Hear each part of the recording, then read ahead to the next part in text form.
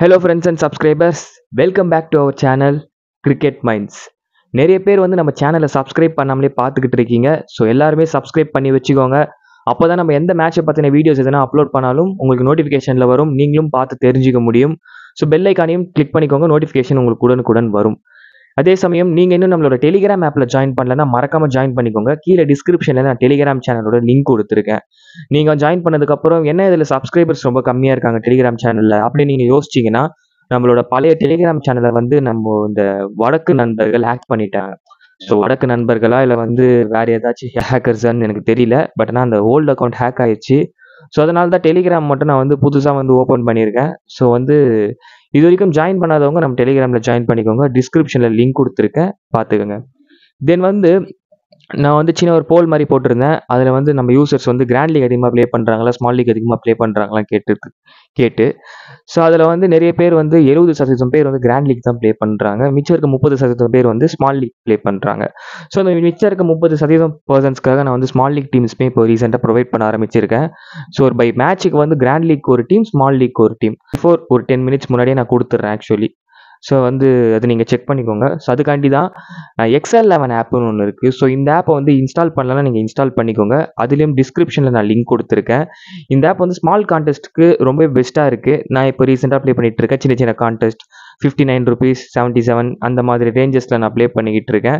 So ஓரளவுக்கு நம்ம டெக்னிக்கலாக யோசித்து ஓரளவுக்கு டேலண்டடாக போட்டோன்னா அமௌண்ட் ரிட்டர்ன் ஆகிடுது. ஸோ காம்படிஷன் கொஞ்சம் கம்மியாக தான் இருக்குது மற்ற ஆப்ஸை கம்பேர் பண்ணும்போது. ஸோ நீங்கள் XL11 ஆப் இன்ஸ்டால் பண்ணிக்கோங்க. இன்வைட் கோட் வந்து Play11 நம்மளோட இன்வைட் கோட் போட்டு ஜாயின் பண்ணிக்கோங்க. ஸோ நம்ம இன்வைட் கோட் போட்டு ஜாயின் பண்ணிங்கன்னா உங்களுக்கு ₹100 இன்ஸ்டன்ட் போனஸ் கிடைக்கும். ஸோ ஜாயின் பண்ணிக்கோங்க. XL11 ஆப் வந்து பெஸ்ட்டாகவே இருக்குது. சரி, ஓகேங்க. இன்னைக்கான வீடியோவில் நமக்கு என்ன பார்க்க போகிறோன்னா, நியூசிலாந்து vs RSA த கிராண்ட் ஃபைனல். இந்த ஜிம்பாப்வேல நடந்துகிட்டு இருக்கிற இந்த ட்ரை சீரிஸ் மேட்சோட ஒரு ஃபைனல் மேட்சோட ட்ரீம் 11 ப்ரெடிக்ஷனை தான் நம்ம இந்த வீடியோவில் பார்க்க போகிறோம். ரெண்டு டீம்ல இருந்தும் நல்ல பர்ஃபார்மன்ஸ் பண்ண வாய்ப்புகள் யார் யாருக்கு அதிகமாக இருக்குது, எந்தெந்த பிளேயர்ஸ் வந்து ட்ரீம் டீமில் வர்றதுக்கான வாய்ப்புகள் இருக்கும், நம்ம எந்த மாதிரி முயற்சிகள் எடுத்தால் அந்த நல்ல ஒரு ரேங்க் பொசிஷன் வர்றதுக்கான வாய்ப்புகள் நம்மளுக்கு அதிகமாக இருக்கும்ன்றதை நம்ம இந்த வீடியோவில் பார்க்க போகிறோம். ஸோ ஸ்டார்டிங்லேருந்து எண்டு வரைக்கும் வீடியோவை ஸ்கிப் பண்ணாமல் பாருங்கள். எல்லா யூசர்ஸ்க்குமே நான் தான் சொல்கிறேன், வீடியோவை ஸ்கிப் பண்ணிங்கன்னா நம்ம வந்து வீடியோ பார்க்குறதே வேஸ்ட்டு. உதாரணத்துக்கு நம்ம ஒரு புக்கு படிக்கிறோன்னா ஃபஸ்ட்டு பேஜை படிச்சுட்டு திருப்பி லாஸ்ட் பேஜை படிச்சோன்னா நமக்கு ஏதாவது புரியுமா, இல்லை நம்ம செலவு பண்ண டைமுக்கு ஏதாச்சும் ஒரு வேல்யூ இருக்குமா? இருக்காது. ஸோ வந்து நம்ம எந்த ஒரு விஷயம் பண்ணாலும் அந்த டைமை நம்ம செலவு பண்ணி ஸ்பெண்ட் பண்ணி பொறுமையாக பண்ணோன்னா, பொறுமையாக பார்த்து தெரிஞ்சுக்கிட்டோன்னா அதோட வேல்யூ ரொம்பவே அதிகமாக இருக்கும். சரி, ஓகேங்களா? சரி, வாங்க வீடியோக்குள்ளே நம்ம இப்போ போகலாம். 26 ஜூலை 2025 சாயங்காலம் 4:30 இந்த மேட்ச் வந்து நடக்குது. மேட்ச் வந்து சேம் ஒரே ஸ்டேடியம்லேயே மாவரைச்சாச்சு. ஸோ ஹரேரே அதே ஸ்டேடியமில் தான் நம்ம வந்து இந்த மேட்சை வந்து ப்ளே பண்ண போகிறாங்க. ஒரு 2 பிட்ச் இருக்குது, pitch 1 pitch number 2ன்னு சொல்லி. இதில் வந்து எந்த பிச்சில் ப்ளே பண்ண போகிறாங்கன்றத நம்ம பொறுத்து இருந்து பார்க்கலாம். தென் வந்து வெதரை பொறுத்த வரைக்கும் எந்த ஒரு சேஞ்சஸும் கிடையாது. நல்லா வெயில் கொளுத்திக்கிட்டு இருக்கு. 22 செல்சியஸில் வந்து வெயில் இருக்கிற மாதிரி வெதர் டீட்டெயில்ஸ் எல்லாமே போட்டிருக்கு. சரி, ஓகே. நியூசிலாந்து அண்ட் RSA ரெண்டு டீமை பற்றின இந்த மேட்ச் எப்படி இருக்கும்னு சொல்லி கேட்டிங்கன்னா, குறிப்பாக நிறைய யூசர்ஸ் வந்து என்ன பண்ணியிருப்பாங்கன்னா நியூசிலாந்து பக்கம் சாஞ்சிருப்பாங்க. ஏன்னா நியூசிலாந்து வந்து அடிக்கவே முடியல. ஏன்னா நியூசிலாந்து வந்து இந்த சீரீஸை பொறுத்த வரைக்கும் நல்லாவே ப்ளே பண்ணியிருக்காங்க. ஸோ எந்த டீம் கிட்டேயுமே தோக்கலை. ஸோ RSAவையும் அடிச்சிருக்காங்க, ஜிம்பாப்வேயும் அடிச்சிருக்காங்க. ஒரு நல்ல பொசிஷனில் இருக்கிற ஒரு ரீசன்னால மோஸ்ட் ஆஃப் த யூசர்ஸ் வந்து நியூசிலாந்து பக்கம் சாஞ்சிருப்பாங்க. பட் ஆனால் ஒரு டிஃபரன்ஷியல் மைண்ட் செட்டாக நீங்கள் வந்து சவுத் ஆஃப்ரிக்கா சைடை வந்து யோசிங்க. ஏன் நான் சொல்கிறேன்னா, இப்போ சவுத் ஆஃப்ரிக்கா பொறுத்த வரைக்கும் நியூசிலாந்துக்கு அகேன்ஸ்டாக தோற்றுருக்காங்க, 2 முறையும் தோற்றுருக்காங்க. பட் ஆனால் ஃபுல்லாக பார்த்துருப்பாங்க நியூசிலாண்டோட கேம் பிளே எப்படி இருக்குது, நம்ம என்ன மாதிரி பர்ஃபார்மன்ஸஸ் பண்ணால் நியூசிலாண்டை ஜெயிக்க முடியுன்ற மாதிரி ஒரு ஐடியா அவங்களுக்கு இருக்கும். உதாரணத்துக்கு ஒரு வேர்ல்டு கப் ஃபைனலே எடுத்துக்கோங்களேன். 2023 வேர்ல்டு கப் இந்தியா அன்பீட்டனாக இருந்தாங்களா, ஃபைனலில் ஆஸ்திரேலியா கிட்ட விழுந்துருவாங்க. நம்ம யாருமே எதிர்பார்த்துருக்க மாட்டோம். நம்மளோட ட்ரீம் 11 டீம்லாம் அப்போ எப்படி இருந்தது, முழுக்க இந்தியன் சைடுக்கே நம்ம ஃபேவராக போட்டிருந்தோம். ஸோ நிறைய பேருக்கு வந்து ஞாபகம் இருக்கும்னு சொல்லி நினைக்கிறேன். ஸோ அந்த ஒரு விதத்தில் RSA பக்கம் உங்களோட மைண்ட் செட், உங்களுக்கு நியூசிலாந்து ஜெயிக்கும்ன்ற மாதிரி ஒரு மைண்ட் செட் இருந்தால் நான் அதை எதுவும் சொல்லலை. பட் ஆனால் ஒரே ஒரு டீம் RSAக்கு ஃபேவராக ட்ரை பண்ணி பார்ப்போம் இந்த மேட்சை பொறுத்த வரைக்கும். ஸோ RSA சைடு கொஞ்சம் டிஃப்ரென்ஷியலாக ட்ரை பண்ணி பார்ப்போம். சரி, ஓகே. ரெண்டு டீம்ஸோட 11 பார்த்துருவோம். நியூசிலாண்டை பொறுத்த வரைக்கும் Tim Seifert, Tim Robinson, Rachin Ravindra, Mark Chapman, Michael Bracewell, Bevon Jacobs or James Neesham, Mitchell Santner, Foulkes or William O'Rourke. Matt Henry, Ish Sodhi, Jacob Duffy. இது வந்து நியூசிலாந்து சைடோட ஒரு பாசிபிளான ஒரு பிளேயிங் 11. ஆர்எஸ்ஏவை பொறுத்த வரைக்கும் Van der Dussen, Reeza Hendricks, Rubin Hermann, David Brevis, Lhuan de Pretorius, Simelane or Corbin Bosch தான் மேட்சை play பண்ணுறதுக்கான வாய்ப்புகள் அதிகமாக இருக்கும். George Linde, Gerald Coetzee, Senuran Muthusamy and நொமராசி பீட்டர், லுங்கி இங்கிடி. இது வந்து சவுத் ஆஃப்ரிக்கன் சைடோட ஒரு பாசிபிளான ஒரு பிளேயிங் 11. ஸோ இதில் வந்து முக்கியமான பிளேயர்ஸ் உள்ள வரதுக்கான ஒரு வாய்ப்புகள் இருக்கும். இங்கே நம்ம மென்ஷன் பண்ணியிருக்கப்படி வில்லியம் ஓவர்ரூக் வரதுக்கான வாய்ப்புகள். ஸோ லாஸ்ட் மேட்ச் ப்ளே பண்ணாரு ஜாக்கப் டஃபி, நான் இங்கே எடுத்துகிட்டு வந்திருக்கேன். ஸோ டஃபி கண்டிப்பாக அந்த மேட்சை ப்ளே பண்ணுறதுக்கான வாய்ப்புகள். இங்கிடியை கொண்டு வந்திருக்கேன். இங்கிடி லாஸ்ட் மேட்ச் ப்ளே பண்ணல, இந்த மேட்ச் ப்ளே பண்ணுறதுக்கான ஒரு வாய்ப்புகள் இருக்கும். ஸோ போச்சும் ப்ளே பண்ணுறதுக்கான ஒரு வாய்ப்புகள் இருக்கும். சரி, ஓகே. முதல்ல நம்ம ரெண்டு டீமோட ஒரு பவுலிங் அட்டாக் எப்படி இருக்கு, யார் யார் எந்த இடத்துல போகிறதுக்கான வாய்ப்புகள் இருக்கும், பவர் பிளேல முக்கியமாக யாருக்கான ட்ரை பண்ணுறதுக்கு வாய்ப்புகள் இருக்கும், டெத் ஓவர்ஸ் அண்ட் மிடில் ஓவர்ஸில் யாருக்கு பவுலிங் நிறைய ட்ரை பண்ணுறதுக்கான வாய்ப்புகள் இருக்கும்னு சொல்லி பார்ப்போம். நியூசிலாந்து சைடை பொறுத்த வரைக்கும் குறிப்பாக டெத் ஓவர்னாலே மேட் ஹென்ரி ஒரு 2 ஓவர் போடுறதுக்கான வாய்ப்புகள் இருக்குங்க. 17 அந்த 19வது ஓவர் போடுறதுக்கான ஒரு வாய்ப்புகள் மேட் ஹென்ரிக்கு இருக்கும். அவரு கூட சேர்ந்து ஜாக்கப் டஃபி இருக்கார் இல்லைங்களா, இவரு ஒரு ஓவரும், இங்கே வந்து நம்ம சொல்லியிருந்தோம் வில்லியம் ஓவர்ரூக் ப்ளே பண்ணுறதுக்கான ஒரு வாய்ப்பு இருக்கும். வில்லியம் ஓவர்ரூக் ஒரு ஓவரும் போடுறதுக்கான ஒரு வாய்ப்புகள் இருக்கும். இதில் வந்து இன்கேஸ் வில்லியம் ஓவர்ரூக் இல்லை வந்து ஜாக்கப் டஃபி யாருன்னா ஒருத்தவங்க அவங்க ஆல்ரெடி போட்டிருந்த 2 ஓவரில் எக்ஸ்பென்சிவாக போயிருந்தால் அதில் ஒரு ஓவர் அவங்களுக்கு கட் பண்ணிவிட்டு ஓவர்ரூக் ஆர் டஃபி யார் பெஸ்ட்டாக போட்டாங்களோ அவங்க இன்னும் 2 ஓவராக சேர்ந்து போகிறதுக்கான ஒரு வாய்ப்புகள் 16, 18 அப்படி போட்டு போகிறதுக்கான ஒரு வாய்ப்புகள் இருக்கும். இன்கேஸ் காமனாக வந்து போயிருந்தாங்கன்னா 1 ஓவர் ஷேர் பண்ணி போகிறதுக்கான வாய்ப்புகள் டெத் ஓவர்ஸில். பவர் பிளேவை பொறுத்த வரைக்கும் மேட் ஹென்ரி ஒரு ஓவர் எதிர்பார்க்கலாம் பவர் பிளேயில். அதே சமயம் ஜாக்கப் டஃபி கிட்ட இருந்து பவர் பிளேலேயே நம்ம 2 ஓவர் எக்ஸ்பெக்ட் பண்ணலாம். டஃபி டெத்தில் ஒரு ஓவரும் பவர் பிளேயில் ஒரு ஓவர் போடுறதுக்கான வாய்ப்புகள் இருக்கும். தென் வந்து ஹென்ரியும் வில்லியம் ஓவர்ரூக்கும் டெத் ஓவர்ஸை ஷேர் பண்ணுறதுக்கான ஒரு வாய்ப்புகள்.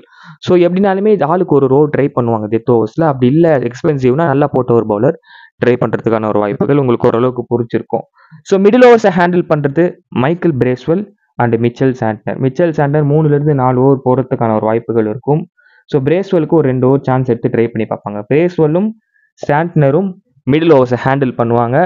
ஜாக்கப்ஸ் கேமை ப்ளே பண்ணுவார். அப்படின்னா ஜேம்ஸ் நேஷம் ப்ளே பண்ணுவார். நேஷம் வந்தார்னா அவர் ஒரு 1 or 2 over in case main bowlers அடிப்பட்டாங்கன்னா அவரை ஒரு சான்ஸ் எடுப்பாங்க.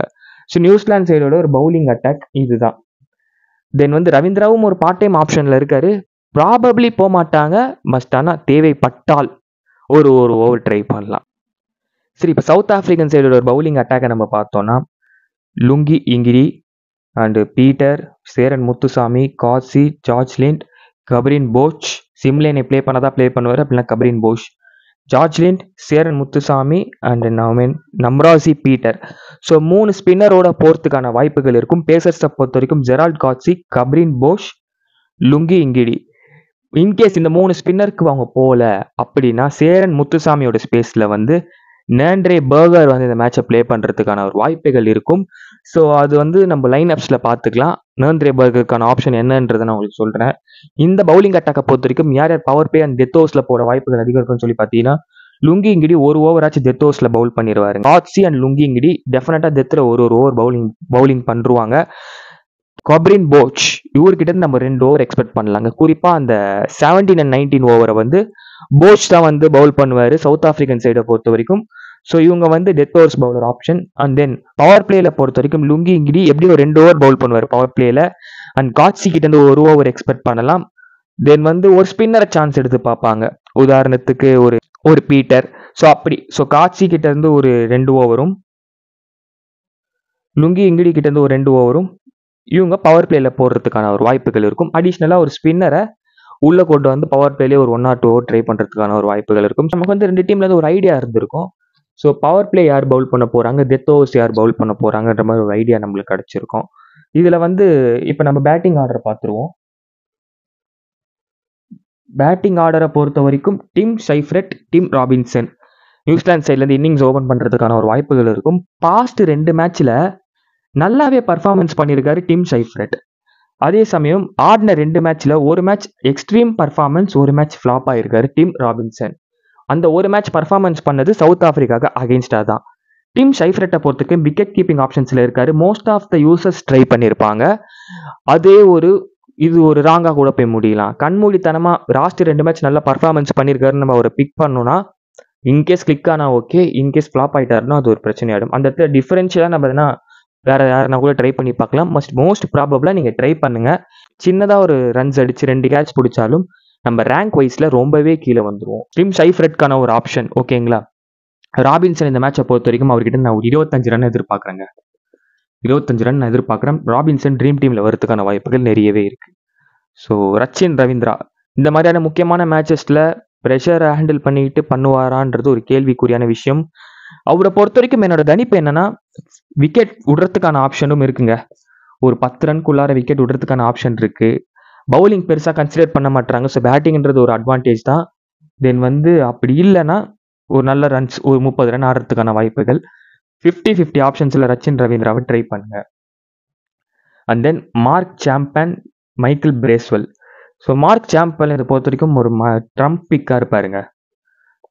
ஸோ டாப்பில் ஒரு 2 விக்கெட் போயிடுச்சு, கண்டிப்பாக பேட்டிங் வாய்ப்பு மார்க் சாம்பனுக்கு கிடைக்கும். அந்த பட்சத்தில் ஒரு 25 ரன் மார்க் சாம்பன் பேட்லேருந்து நம்ம எதிர்பார்க்கலாம்.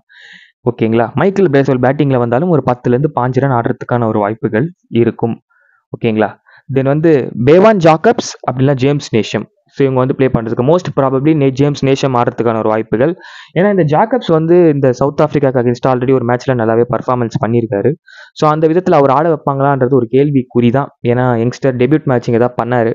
ஸோ அவர் ப்ளே பண்ணுவாரான்னு doubt. But James Neesham play பண்ணுறதுக்கான ஒரு வாய்ப்புகள் இருக்கும். யார் ப்ளே பண்ணாலும் அந்த இடத்துல அவங்க பேட்லேருந்து 15 ரன் எதிர்பார்க்கலாம். ஜேம்ஸ் நேஷம் ப்ளே பண்ணால் ஒரு அட்வான்டேஜ் ஒரு 1 or 2 ஓவர் எதிர்பார்க்கலாம்.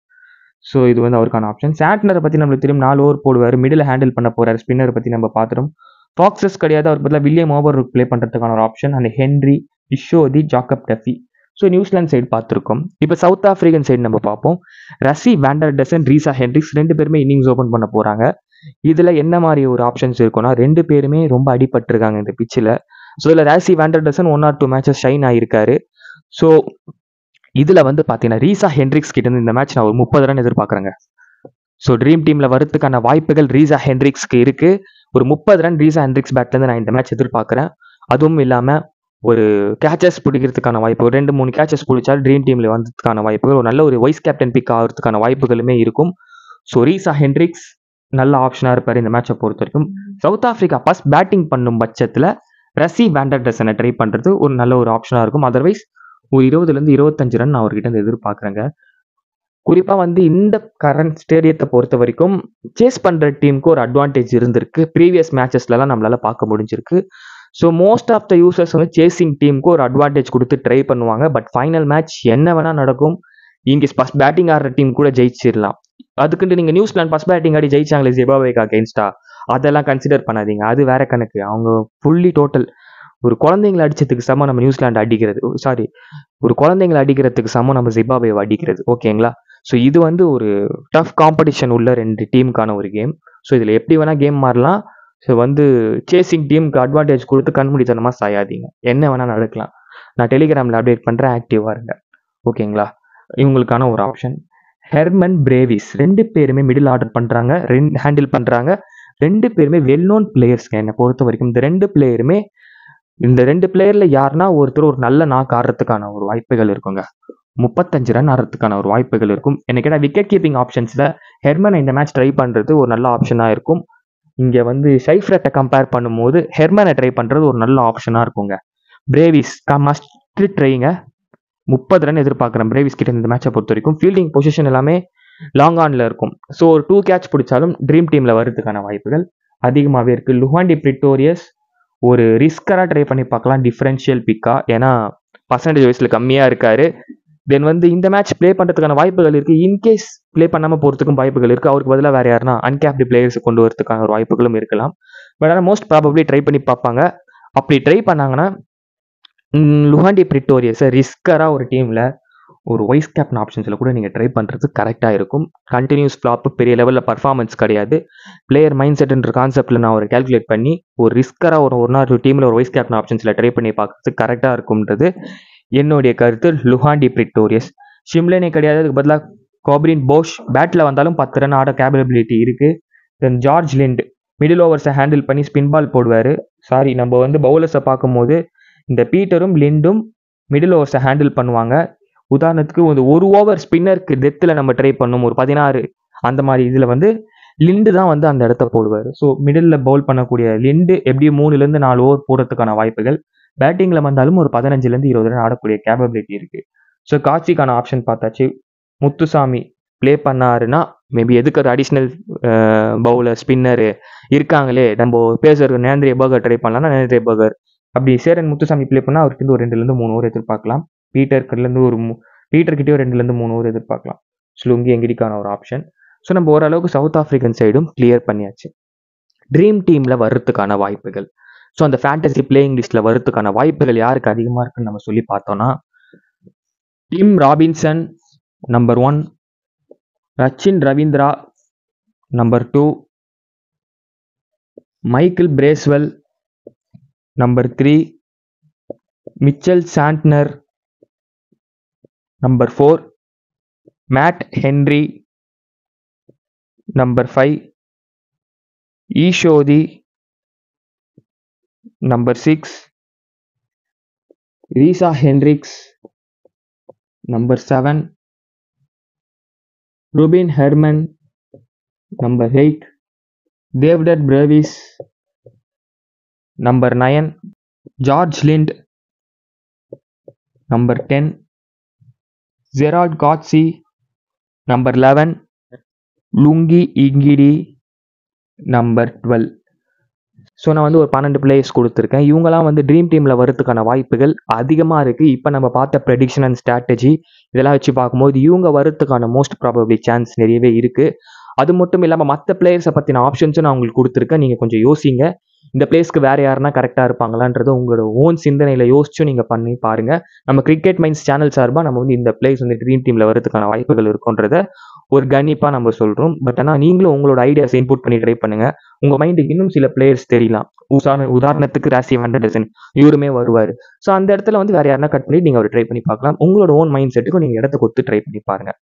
கேப்டன் அண்ட் வைஸ் கேப்டன் ஆப்ஷன்ஸ்க்கு யார் எலிஜிபிள் பர்சன் சொல்லி நம்ம பார்த்தோன்னா, number 1 Michael Bracewell, number 2 mat Henry, 3 ரீசா Hendricks, number 4 George lint.